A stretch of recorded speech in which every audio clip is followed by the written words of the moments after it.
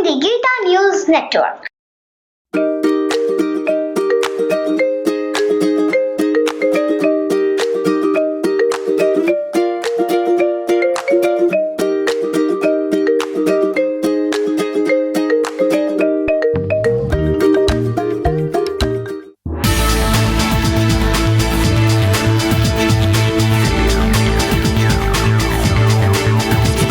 For decades, advertisers have convinced the public that paying for sensory enjoyment leads to happiness, but in fact it causes suffering, says the Bhagavad Gita. On today's special report, we'll take a look at the Gita verse that has the advertising industry in a panic, along with much more from Chapter 5. For Gita News Network, I'm Vishnu Das. Thank you for joining us. From luxury cars and savory meals, to enchanting melodies and spectacular scenes, every day bombards us with never-ending opportunities to please our senses of sight, touch, taste, sound, and smell. But these experiences are all temporary. That's one reason Lord Krishna advises yogis not to indulge in them.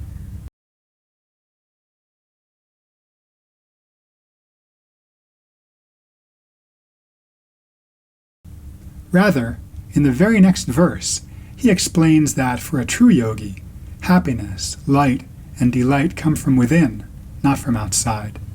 How does this happen? Stay tuned as we explore this concept with help from some special guests. First, let's take a peek at the situation.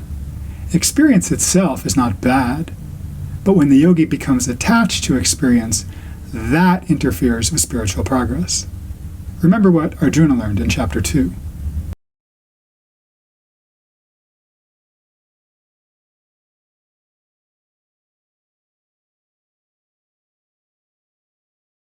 That's why a yogi needs to always remain in control of the senses, rather than being controlled by them. For example, let's say you go to the market to buy some cinnamon. As you reach for the jar on the shelf, you see so many other spices, and the mind begins to imagine all the different flavors and how they would taste in various dishes. Before you know it, desires are being created. It's like Prakriti, or Mother Nature, has set the table for dinner. But if the yogi gets attached and wants to chase that same experience again and again, Prakriti will keep providing openings for indulgence. On and on and on. That just creates more desires. When those desires go unfulfilled, they don't just disappear. Instead, they get stored up as seeds or samskaras, hidden deep within, only to come up again at some point in the future. Although Chapter 5 of the Bhagavad Gita is the yoga of renunciation of action, it's important to note that that renunciation is inner, not outer. This brings Arjuna a new strategic dimension to help him eliminate not just the visible outer desires, but also those hidden within. The force of desire is so strong, it can compel a person to act against his own will, as Arjuna mentions in Chapter 3. For a quick example, let's take a look at this signboard we came across in front of a shop in Napa, California. This person is asking herself whether she should buy a certain item. Her brain says no. Her wallet says no. Her husband says no. The universe says no. And she says, "Sold! I'll take it." Desire, greed, anger. These are sometimes referred to as dark forces. That's a term that I used to think sounded like some kind of mystic conspiracy, but now I see it's a perfectly fitting description. In Chapter 5, Lord Krishna uses words like tainted and contaminated to characterize how these forces impact a yogi's consciousness. For more, we go live to our senior correspondent, Yogi. Light, of course, symbolizes knowledge and wisdom. Light enables us to see the truth. Think about the term enlightenment. Whereas darkness, of course, keeps us clouded, blinds us, keeps us in the dark. Anything working contrary to or against light would be considered darkness. So for a yogi who's trying to master sense control and trying to maintain equanimity, feelings like desire, anger, greed, jealousy, lust, these would be dark forces. What's the takeaway here for a serious seeker on the Gita path? Even for a striving yogi, these negative energies can come along with a big surprise. It might be let's say a beautiful sunny day, first thing in the morning, you're heading out the door, and you've got a great yogic attitude, and then from nowhere, here comes the contamination.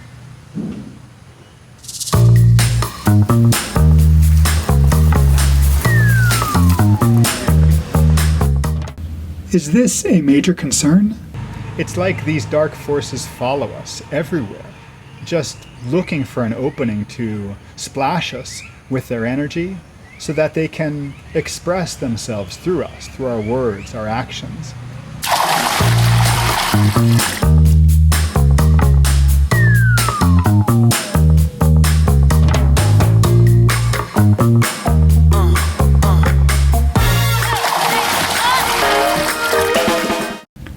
How does a yogi handle these forces?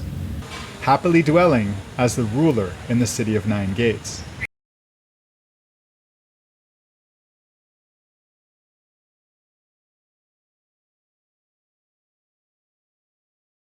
Once again, emphasizing the importance of sense control. This controlling of the gates of the body should not be self-torture. This is the pathway to self-delight. This is why it's so critical for the yogi to control those 9 gates through sense control and discrimination and with the sword of knowledge. There's 2 reasons actually. One is so that we're not accumulating new desires, planting new seeds, storing them up, and 2, so that we're not fertilizing and watering and cultivating the seeds that have already been planted. It seems that after a certain point, some seekers are not as diligent with self-control, or they may not pay close attention to all 9 gates. Leaving the gates open like that is like inviting the dark forces to come along for a free ride. They become part of one's life. They're almost like a best friend at that point.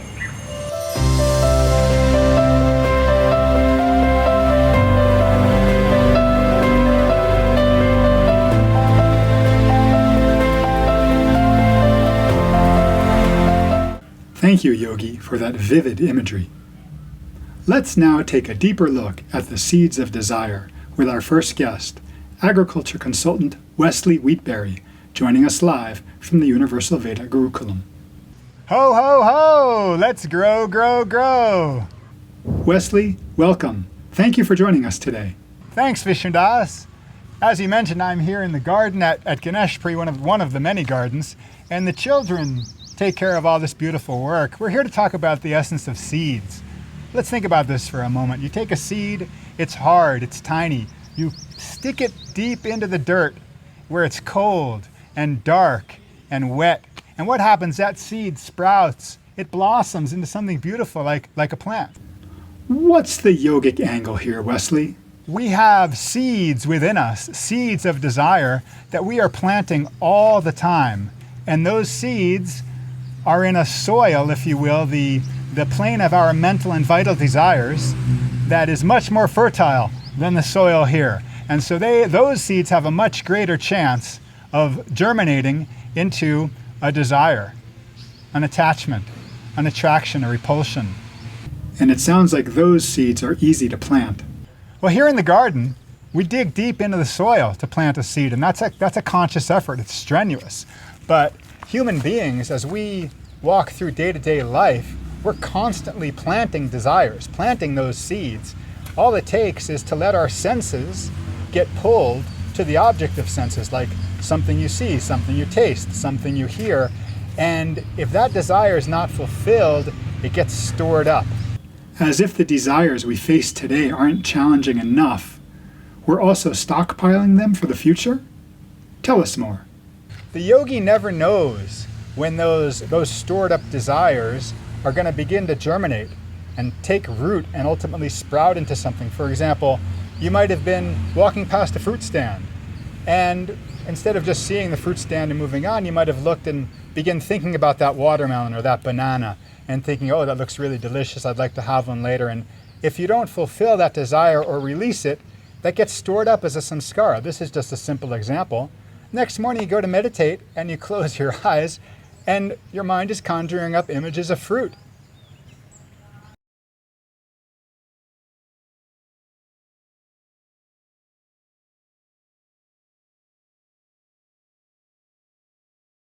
Thank you for that juicy illustration. Wesley, would you mind sharing that childhood example that you told me about earlier? I didn't have confidence, and I felt like, in times when I felt like no one was listening to me, or my voice wasn't being heard, rather than speaking up or politely asserting myself or just explaining that there was something important to me that I wanted to express, I just stifled that, silenced myself, stuffed it in. And so that desire to be heard was not fulfilled. It got buried inside. And years later, later in life, I found myself in many situations where, especially with close people, situations where if I felt like I wasn't being heard, I would suddenly become angry that they weren't listening to me. Instead of, again, just taking a respectful, mature approach, I would become angry. So that hidden desire to be heard, it would come out as anger. And I would become furious. And it took me a long time to dig into that soil of samskara to see what are those seeds? What's causing that? Wesley, thank you so much for growing with us today. For more regarding the hidden seeds of desire, we go live to Mr. Soul. Sir, we're looking in Chapter 5 for Gita's unique guidance on this concept. Let's take a look at verse 207. Geya sanitya sanyasi yona dveshti nakankshati nirdvandvo hi mahabaho sukambandat pramuchate. This is like the whole chapter in a nutshell. Please continue. For a Gita yogi, the renunciation is inner. It's an inner effort, an inner pursuit. Now certainly, the outer renunciation is a worthy effort and a difficult one, but it will not lead to the highest goal of Gita because it leaves seeds inside. They're still there. You see, when the seeds are planted, you can't see them. You don't know they're there, but they will sprout, and you don't know when, and so you've got to burn them. Burn them. This is what Krishna is talking about. One is a true sannyasi, means one who is focused on the inner renunciation. Thank you for that clarification, Mr. Soul. I always understood inner renunciation to mean giving up the result of action, and it sounds like it also refers to burning the inner seeds. These seeds, these unfulfilled desires have built up over time, and when the yogi has a desire and is not able to fulfill it completely or satisfy that desire, it gets stored up. It gets stored up. We call it a samskara. And it gets stored up only to sprout at a later time and cause a future desire, which is the whole thing we're trying to avoid. And the reason this is so important at this stage of the journey?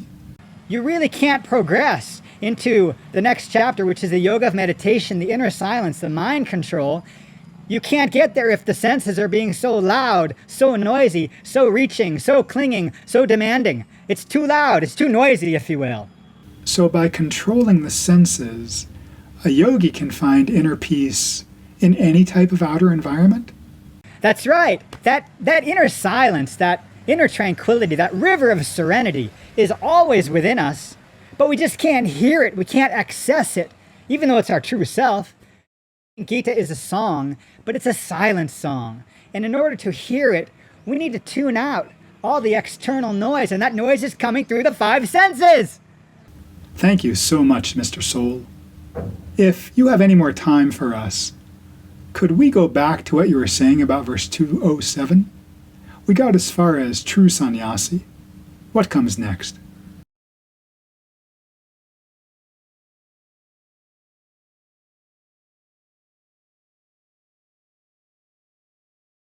who neither feels repulsion nor attraction for any action. Now think about it. Repulsion and attraction, these are basically the same thing. Or as Swamiji might say, they're two sides of the same coin.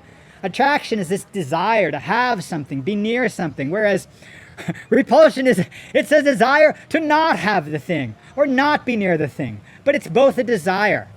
Interesting. Thus being free from the problem of opposites.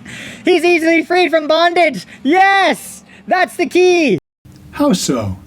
Well, think about it. Opposites, good, bad, hot, cold, mine, yours, tall, short. These are relative comparisons.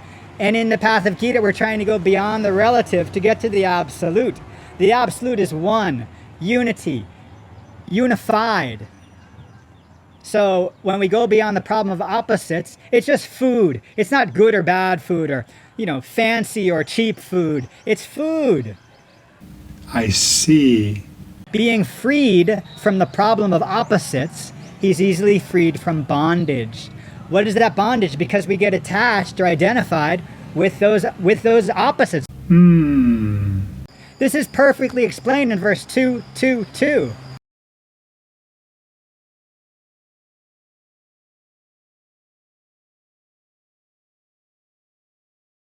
When you see the same soul in all, you're moving toward everything becoming one. Everything is equally important, and everything is equally not so important. You know what I'm saying? In other words, a balanced perspective. Any other key verses you'd like to highlight from this chapter? Verse 2:14. Brahmanyadaya karmani sangam tyaktva karotya lipyatena sapapena padma patram vibambasa. And remains uncontaminated. He acquires no sin.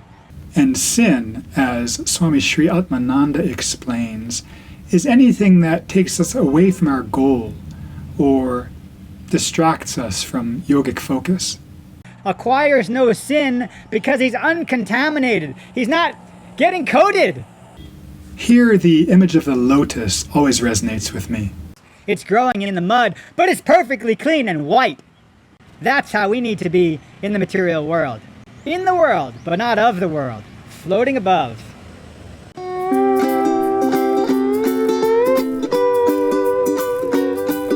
Maybe you can make a graphic of some of the most important messages from this chapter.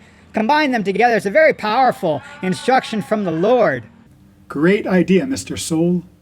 We'll put our interns to work on that and have something posted by the end of this report. We now go live to Tiruvannamalai, India, where our new star reporter, Aditi Biswal, is standing by. Aditi? Thanks, Vishnudas. I'm Aditi Biswal with Gita News Network reporting live from Tiruvannamalai, India. Aditi, what is going on there? They come from villages and many cities like Chennai, Coimbatore and Madurai. They come by motorcycles, cars and buses coordinated by the government. 2,700 buses along with 20 special trains are carrying the faithful. That's incredible. What's this all about? The main attraction, a 14-kilometer circumambulation Girivalam and means to walk around the hill. Tamil literature contains about Deepam dating back thousands of years back, and this week an estimation of 3.5 millions of people are coming for this Girivalam. 3.5 million. All people choose to do this barefoot. Barefoot? Although we have just been alerted by our colleagues that a yogic celebrity is walking in the Girivalam. Please stand by as we try to find him in the crowd.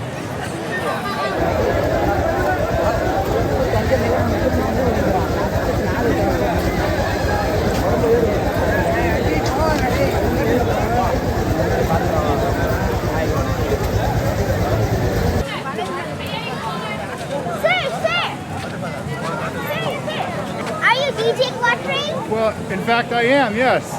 Whoa, it's DJ Quatrain, our musical guest from episode 3. And being such a celebrity, he gets recognized everywhere. Sir, I don't want to interrupt your Girivalam, but please could you just help us with by answering one question for the Gita News Network? Certainly. Please tell us at this moment of time while doing Girivalam, is there any verse of Gita that is coming into your mind right now? Verse 222.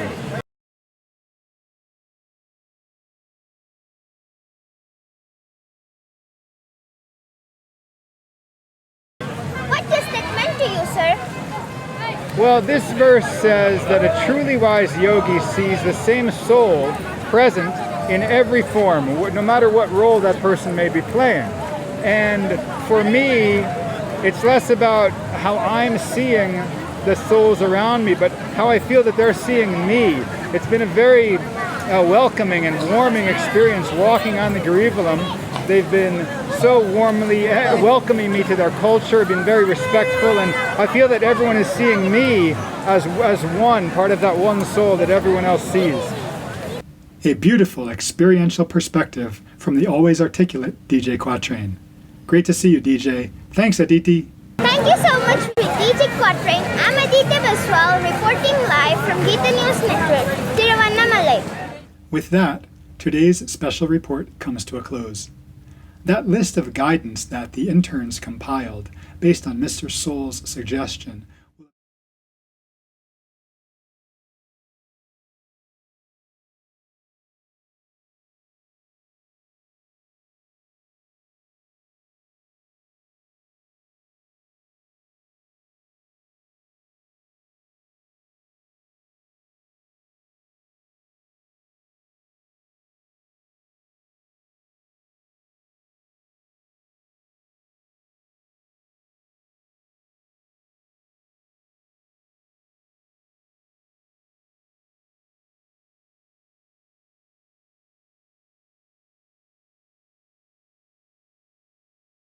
tune in next time as we continue this journey on the yoga path of Bhagavad Gita. Om Namo Bhagavate Vasudevaya.